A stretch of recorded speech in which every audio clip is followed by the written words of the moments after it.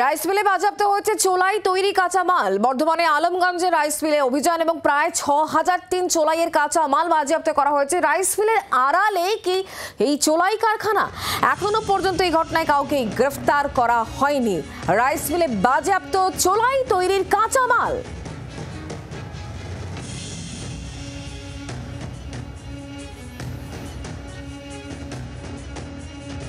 এটাই সেই আলমগঞ্জের মাটিরবাগ এলাকা। এখানেই সেই পরিত্যক্ত রাইস মিল রয়েছে, যেখানে গতকাল রাতে আবগারি দপ্তর এবং বর্ধমান সদর থানা যৌথ অভিযান চালায় এবং এর ভেতর থেকে ৬০০০ টিন চোলাই তৈরির উপকরণ এবং একটি ঝাড়খণ্ডের নাম্বার যুক্ত লরি আটক করেছে পুলিশ। কাউকেই কিন্তু এখনো পর্যন্ত গ্রেপ্তার করা যায়নি। কিন্তু প্রশ্ন উঠেছে বর্ধমান শহরের কার্যত ভেতরেই, বর্ধমান শহরের উপকণ্ঠে এইরকম একটা চোলাইয়ের ঠেক দীর্ঘদিন ধরে কীভাবে চলছিল। ২৪ ঘন্টার জন্য ক্যামেরা সদন সিনহার সঙ্গে পার্থ চৌধুরী, আলমগঞ্জ, বর্ধমান।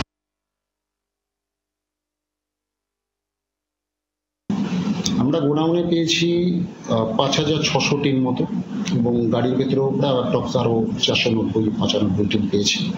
প্রাথমিকভাবে আমরা দুটোকে ডিটেন করেছি মাত্র।